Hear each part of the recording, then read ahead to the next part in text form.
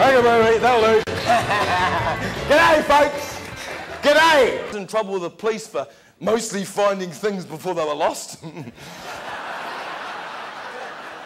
Very quickly got me involved with the local establishment, and I very quickly got dragged by the local cop who was made of concrete. He was a Maori boy, and they called him Hoppy Hodges, but it didn't stop him doing a sub-4-minute mile and putting his boot right up your flaming kybra. Well, this cop was stronger than garlic, and he grabbed me by my hair, and he grabbed me by my bum, and he upturned me. And it doesn't matter how good your mouth is, you can't say much with your bum up here and your brain down here. And he threw me in the back of his black Mariah, that's what he called his cop car, and he took me down to Dick Dunn's Railways Boxing Club, turning point in my life. You got wayward children, you got a kid that needs a smack in the head and a pat in the back. It's called a balanced diet. It's what my boxing coach drummed into me. And he gave me a wee smile. Well, he said, you sound like a little Maori boy, but I've got some rules for you. Look at me when I'm talking to you. And he went very serious. He said, there's no swearing in this gymnasium. The local cop here tells me that you've got a mouth like a septic tank. Well, you won't be swearing in here. Do you understand? Look at me. I'm talking to you. My name's Mr. Dunn, not Cuzzy, bro. And these are the rules. There's no smoking. Never allowed smoking. No drinking. Never mention girls. I might never come back again. And then he put his hand in his pocket and he pulled out a medical book. And he said, I'm going to give you a goal and I'm going to give you a plan of how to become a champion citizen. You're going to get your act together, lad. Now, I've been doing this now for quite a few years. Believe me, I've just about heard it all. I've heard all the speakers from all over the world. I sat in the audience like you, listening, hoping I can pick up a nugget or a gemmy or some valuable thing I can help my family or friends or workmates with. And so I listen to these. I've got big ears, and I listen to all these guest speakers, you see. And a wee while ago, I heard this guy trying to tell everybody that you can think it and it will come to pass. And I'm sitting there thinking, this is going to save a lot of hard work. My ears are doing this, you see. Thinking it, it'll come to pass. And he was in the subliminal tapes, where you bought this guy's blank C90 cassette. It was called A Hidden Message. And it had sounds like... And this goes into your subconscious brain. You believe this? Well, this was an accountant conference, and they're all lined up to buy his blank cassette. The Hidden Message. But my coach said it's hard work. You can't sit in the corner going, to get your crap together. It doesn't work. And some of these things might help you. But I discovered this because I've talked to a lot of people with grey hair or no hair. And they all tell me the same thing. Hard work works. Get out of bed early in the morning. Go to bed early at night. And then I hear this at every conference I go to. Build relationships with people. Keep smiling. People are still trying to figure out whether I'm simple or punch drunk. But I'm having a powerful lot of fun because I just build relationships and I smile and I don't ask anybody how they are. I tell them, it's good to see you, you're looking great. And I'll comment on your hairdo or your new glasses or your new shoes or something to make you feel good. Because everybody needs a pat in the back. I've never met yet anyone other than the Fonz who can say, hey, I'm cool. Everyone needs a helping hand. Well, my boxing coach said, you don't break the rules and you'll think you're a winner, and the person that thinks he's a winner wins. How do I know this? I've mixed with winners nearly all my life since I got out of the street.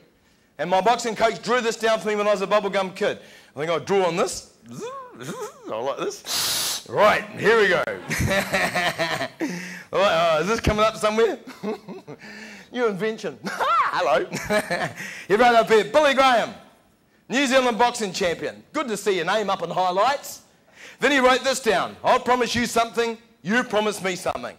I'll promise you that you'll be a fighter and you won't get hurt. You'll learn the art of self-defense. Hit without being hit. You'll stay in the game till I tell you, and when I say get out, you will not have one more fight. You'll finish. Do you understand me? Look at me, talking to you. How he was dead strict. And he said, this requires 100 press-ups, 100 sit-ups, 100 pull-ups, and 10 minutes with a skipping rope. Now, does that look easy? The winning edge is what you're prepared to do that other people won't do. When we used to go around the country boxing, all the other gyms did 50 press-ups. But my boxing coach said the winning edge is we're going to do what other people won't do. We're going to get our hands hard. We're going to get our shoulders strong. And then we're going to make our hands quick. He called it the order of self-defense. First order of preference. You need fast hands. And he put 3 coins on his hand like this. And he threw them up in the air and we caught him with both hands. Get out of here. Afterwards, you try. It is not so easy. He put one there, one there, one there. He had to throw them up there and catch them individually. I don't like, I can't even see them with this light on me. I will catch them. Oh, I can't see the flame of things. Hello. If I miss, I'll shout you all a trip to Nainoi. Here we go. Whoa. Okay. He knows that if you break the rules, you will always pay the price. He was a mentor.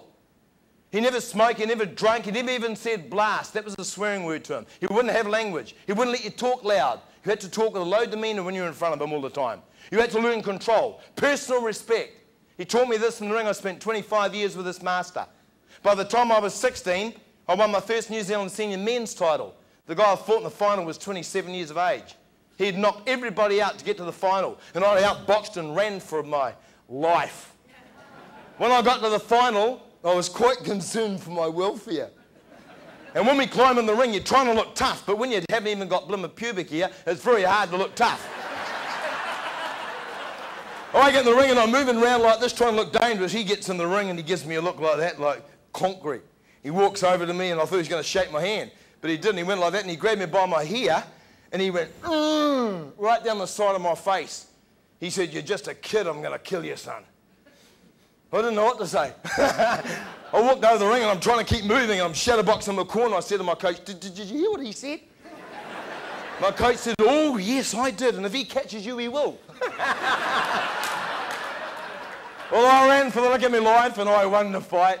I had a couple of 100 fights. I toured all over the world. I got Australasian titles, New Zealand titles, and South Pacific. I fought all over the place. Then one day my boxing coach said to me, "Billy," he said, put all his hands up and all the kids stopped skipping in the gym. "I want you to always shake Billy's hands tonight." He said, "He's not boxing anymore."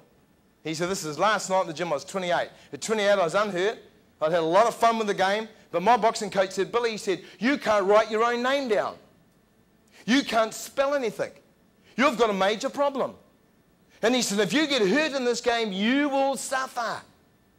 He said, 'Now you've had a lot of fun and you've made a lot of friends. Now you get out,' he said. 'You love encouraging people with fitness. You get involved with fitness. Get involved with people's lives and you'll have a good future.'"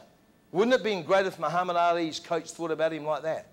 Because he would have been getting $500,000 to talk at people like you all over the world. They get him just to stand there now, let alone talk, because he's such a legend. But my coach said, if you break the rules, you will always pay the price. I never stuck a glove on again.